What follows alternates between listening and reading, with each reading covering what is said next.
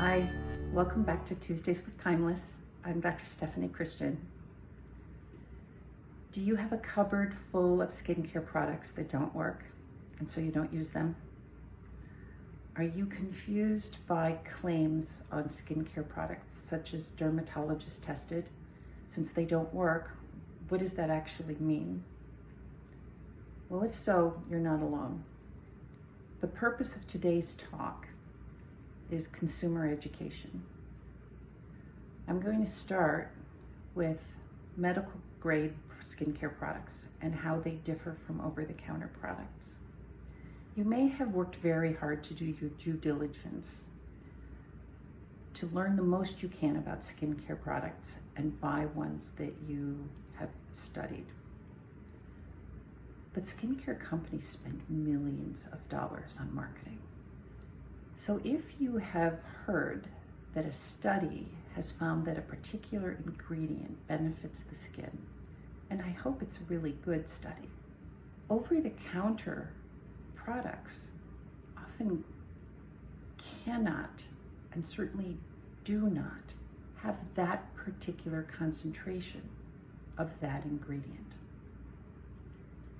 What do I mean? Well, I'm a hard scientist, so a case report or a study done by the company itself doesn't qualify as a good study in my mind. I like what are called prospective, randomized, double-blind crossover studies. Those are the studies that I look for my practice. And when those kinds of studies show that a particular ingredient benefits the skin, they're doing it with a particular concentration of that ingredient. And they are doing it with a situation where that ingredient is protected. So say for instance, vitamin C. Vitamin C has to be stabilized to be effective. And if the vitamin C isn't stabilized, then it's no longer active. It's no longer beneficial to your skin. Well, companies work long and hard to figure out ways to stabilize vitamin C. And once they do, they patent that way. So another company has to figure out a different way of stabilizing vitamin C. Most over-the-counter companies don't take the time or the money to figure that out. So if it's an inexpensive vitamin C product, most likely the vitamin C isn't stabilized and you're not going to get any benefit from the vitamin C.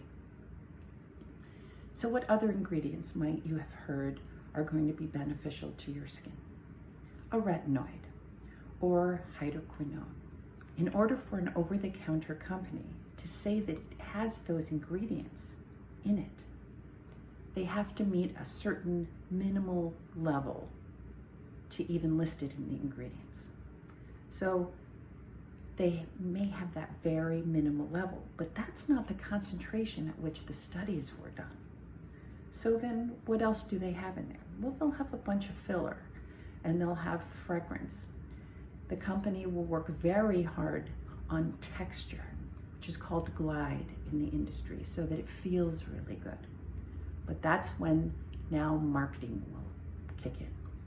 They will have done focus groups and study groups, and they will figure out the best shape for the box and the best color and the best font. And in a lot of retail outlets, they will pay extra to have their product at eye level on the shelf. That will help them get their product purchased. But if the vital ingredient isn't at the concentration that it was in the studies, is that going to help it have an effect? No. So when you get it home, is it going to work? Nope. Then the company spends extra to have glossy ads in women's magazines, and they pay for advertising on social media. Once again, does this work on us? Yeah, it does. But does the product work on our skin? Not so much. So knowledge is power. And the more you know how to be an educated consumer, the more you know how to not be taken in so that you don't end up with a cupboard full of products that you spent good money on but they don't help your skin. The next thing is, what does it mean when an anti-aging cream or an anti-wrinkle eye cream says dermatologist tested? The assumption usually is that dermatologists have tested that that product actually accomplishes the stated goal on the product, that it actually accomplishes anti-aging or anti-wrinkle. No, that's not what that means. In general, the generally accepted meaning of dermatologist tested or dermatologically tested is that the product was tested on human skin, that when tested on human skin, it was generally found to be safe, that the finished product, when tested on humans, was found in most cases not to cause an adverse skin reaction. That's it. It has nothing to do with positive results. So in my most cynical, facetious self, I look at dermatologist tested as meaning there's no ground glass, there's no hydrochloric acid. What dermatologist tested does not include, it doesn't tell you how the study was done, it doesn't tell you how much product was applied, where the product was applied, how long the product was applied, and they don't have to submit their study results. So to me, it's fairly meaningless. People have all sorts of different kind of allergies and sensitivities. So someone like me who reacts to gluten in products, that's never going to show up in dermatology tested or dermatologist tested. So once again, knowledge is power.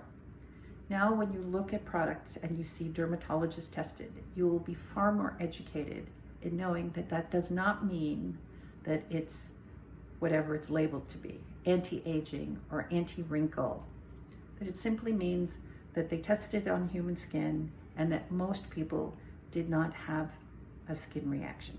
And now you know that when studies have been done, and hopefully they were good studies, and found an ingredient to be beneficial to the skin, over-the-counter products are not obligated to have that same concentration.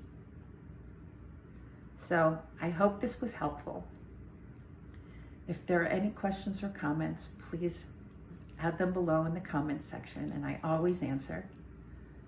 Have a great week, stay well, and I'll talk to you again next week.